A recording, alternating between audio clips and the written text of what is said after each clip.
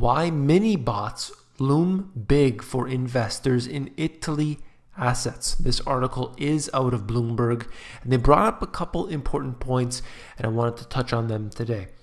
Italy's newly ascendant populist party sent jitters across Europe's debt markets by proposing a new class of short-dated government notes that would be created specifically to pay state arrears. The idea spooked investors who see it akin to issuing a parallel currency that would further dent the country's fiscal sustainability. Bond yields have climbed to the highest levels in almost 3 years, while the premium to cover a default in the nation's debt is the stiffest since October. They're talking about the credit default swaps. That is, in fact, what the Pope had said was very bad news. Now, what we're looking at here in Italy is a situation that has been going on for years, but it has really escalated ever since that range of 2011, 2012. Things started heating up in Europe with Greece.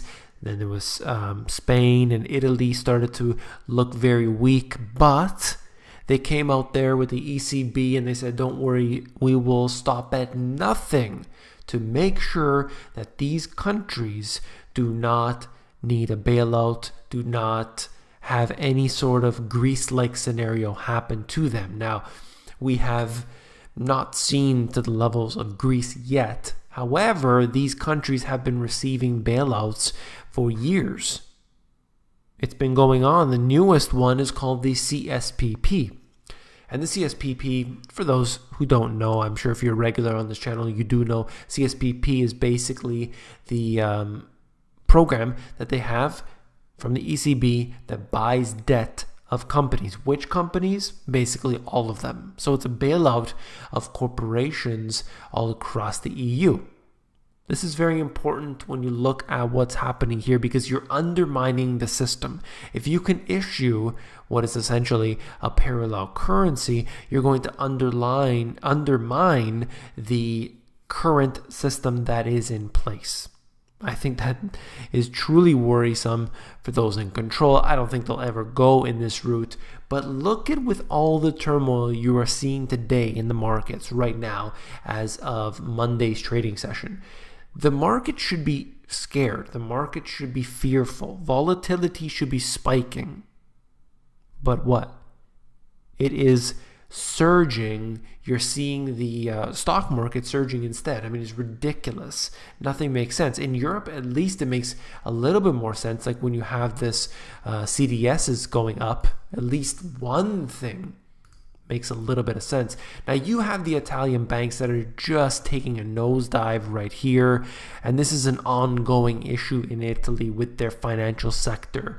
If you want to short something, I'm not telling you to do this. I'm not giving you advice. If you want to short something, it looks like Italy's banks are still a good buy, because this seems to me like it can only go downhill from here. Same issue in Spain, Greece. The whole thing is a short as far as I'm concerned. I don't care if the ECB is going to come in and print it up and buy up the debt of these corporations, or directly go in and intervene in the markets, which they say they can't do, but of course they do. This here, we look at it, as far as I'm concerned, there's nothing good going to happen in the near future unless they get a new government, unless that government comes in, cleans up the entire system within a few years and restores the economy.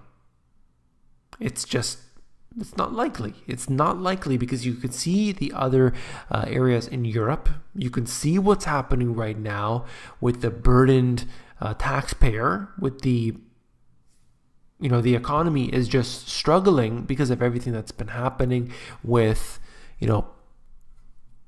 let's just say things coming in from overseas, and that's causing a big problem. There's too much strain on the average individual. The government simply can't keep up. There's no way. And as a result, we have these fiscal difficulties. Now, this bothered me on many levels. It doesn't seem to bother many people here in Canada, but I'll tell you right now, it is, for me, truly bothersome. British taxpayers footing half of the bill for the $83 million royal wedding. I don't know where this estimate of $83 million came from. I had heard different numbers. But if you are a British taxpayer, you had to pay some of this bill. But why? We have so many problems today, and yet we gotta pay up for somebody else to get married. Would you pay for some random guy down the street's wedding? Of course not. But you are paying for these individuals. Now, I know a lot of people have such, they love this whole monarchy business. And I think that it is a joke. It's truly a joke. It is obsolete. And it should be repealed. Anyway, it cost Canada $43 million to support the royal family in 2015. So if you're Canadian, you don't realize half the time that you're paying a lot of money every single year to support the royal family, so-called royal family. And now a lot of the information is starting to come up, and I'm really happy about that, who these people really are, going back many, many years. But anyway, the point I'm trying to make here is that we have so many things going on in our countries, but we have to pay millions of dollars for silly things like this. All right. Food poverty. 5 million Brits go without eating for a day because they can't afford food. Research reveals the lowest income households in the country have an average of just £3 per day to spend on food for the family. How in the world are the average people going to make ends meet? I mean, that's truly troublesome, but don't worry about it because you just paid tens of millions of dollars to a family so that they can get married. Something doesn't seem right here, and this is what I'm trying to get at. The money that we are forking out for our taxes is squandered. This is just one recent example, so I wanted to show it to you. But we pay so much in taxes. Where does it go? Why isn't it being spent appropriately? Of course, it never will.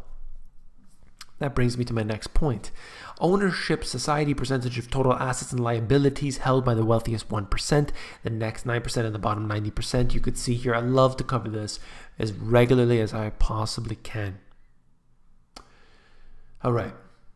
Now the bottom 90%, basically everything that they've got is in their principal residence.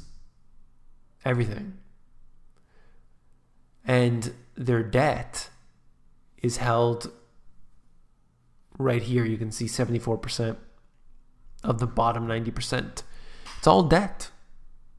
But if you are in that top 1%, you're doing good. The next 9%, still doing good. It's just that bottom 90%. So basically everybody. Everybody. You'll look here, in this case, business equity is something I wanted to mention right now very quickly, and this is going to relate to the issue I talked about yesterday. Okay. Business equity. People with wealth, particularly in the top 1% of people, but even in the next 9%, it depends on their profession. They own businesses and they use their businesses in order to have the minimal amount of taxation and to be able to take advantage of the way business works. Now, if you're in Canada, for example, you pay a 15% corporate tax rate, and there are actually ways to get it lower. Totally legitimate. 15%, perhaps a little less. The average person, you're making good money, so-called good money, let's say $60,000 to $80,000, somewhere in that range there, okay? Good salary. That right there, you'd be taxed at a very high rate. Maybe it's 30%, 40% wherever you're living, right? They immediately have that advantage, and they use business to do that. You don't want to have a salary, you want to have a business. A lot of people don't know about this. I'm going to talk all about it on my new channel. A lot of people don't want to see it on this channel, but you know what? I got to talk about it. I have to get it off my chest because a lot of people don't realize it, how they can save money, how they can make money, and that's it. I'm doing the other channel. I just decided that right now live here. Okay. Debt to GDP and the total debt outstanding. We are looking right here at a few charts from Real Investment Advice. I think it's a great website, but things that I cover regularly, but we're looking at information that is just so important for people to understand. The line at the bottom here, the federal debt, total public debt, you can see where it has gone in years. Over the years, total public debt as a percent of the GDP is the blue line, how it has really spiked up high since the financial crisis. Both of these, in fact.